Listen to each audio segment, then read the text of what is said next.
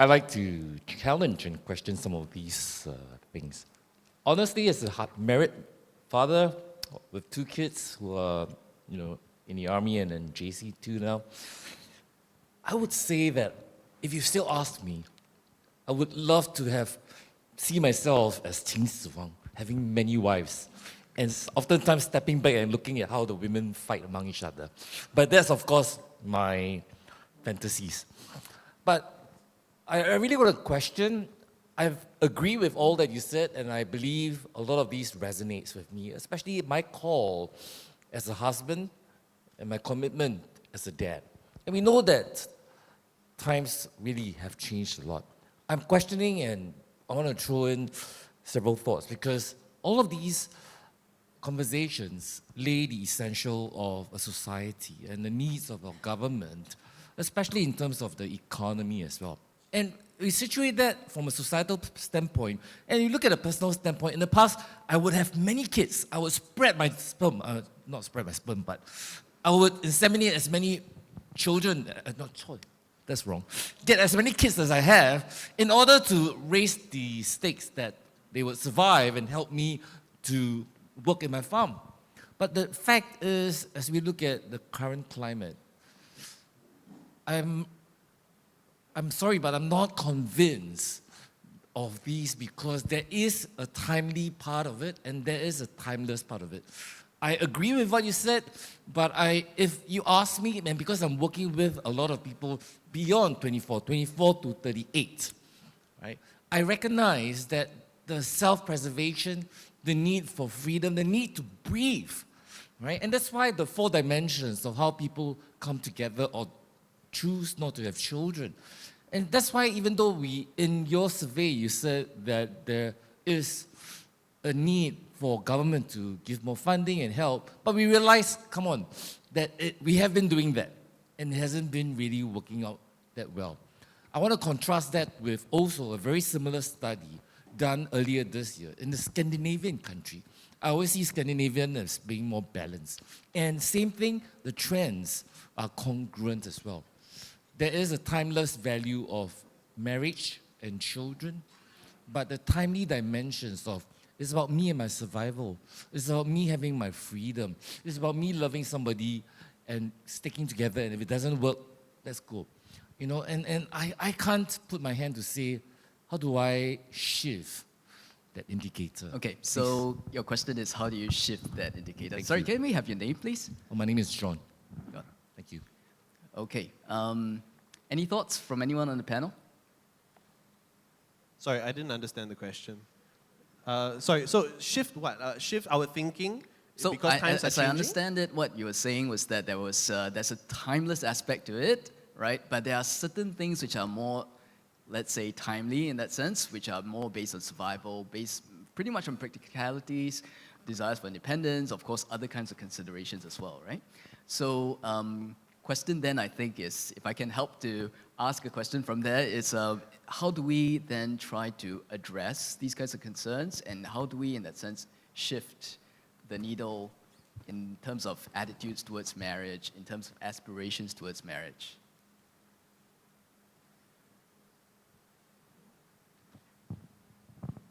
I'll give it a shot. I feel that it begs the question, what makes a good life in Singapore? And many times we are brought up with the thinking that what makes a good life is the other 5 C's, right? And all those things that are very concrete, that needs time investment to work towards those goals.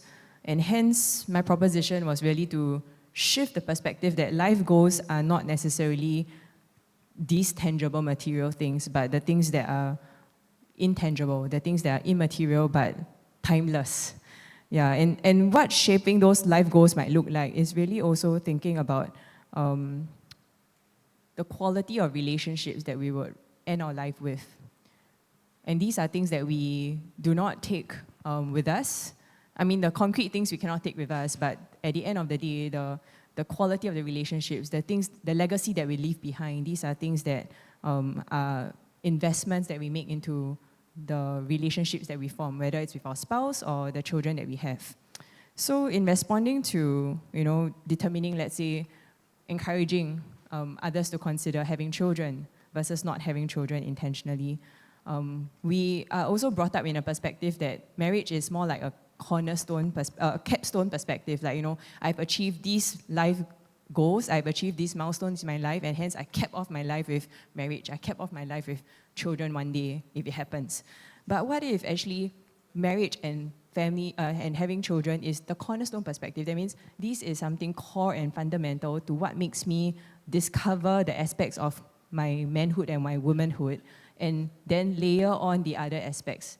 And hence what makes a good life may be a matter of contentment, to decide for ourselves that there are many things that are could haves and good to haves, but what are the fundamental should haves and ought to have, such that we would experience the fullness of a human life. And I think these are things that are difficult for an 18 to 24-year-old to grasp at the juncture where a lot of things that they are mounting on their minds is the next exam that they have to complete, the next paper that they have to write. But it really comes to the fore when they enter the adult life, the adulthood, and they go into a daily grind. They wonder to themselves, actually, what am I really working hard for? And does the next holiday necessarily satisfy these deeper yearnings that I have within me that makes me human? Thank you. Thank you, Sean, for your question. I think it really echoes I'm sure you're speaking from a lot of experience talking to people 24 and older, and I think I hear that it echoes the stresses of this generation, because you mentioned things like they can't breathe, they want freedom, they want independence, they just want to have space, right? They just want to be able to feel like they're not bound to expectations. I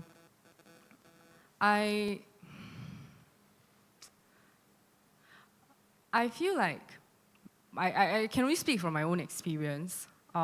When I changed my mind was when I realized that I can heal from things that weigh me down, and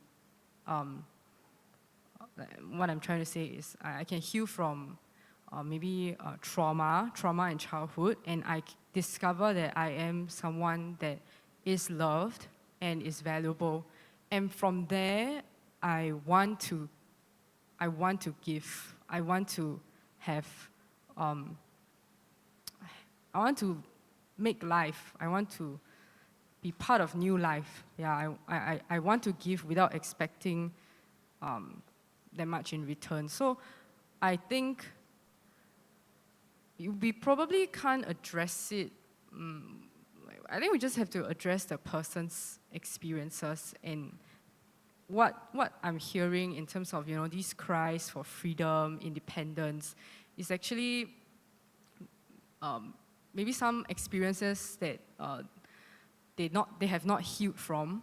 Yeah, and I think maybe they need therapy to process the stresses that they are going through in life, and why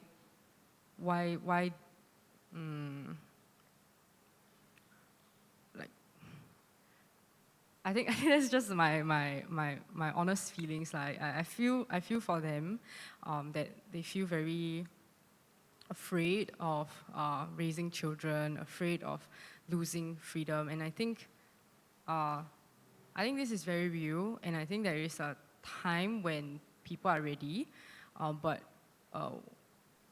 what I'm trying to say is I feel like we can go from a personal point of view to try to understand why they have these perceptions. Yeah, what are they really going through? And I think it's about helping the person overcome their own circumstances, and without the end goal of leading them to want children or want marriage.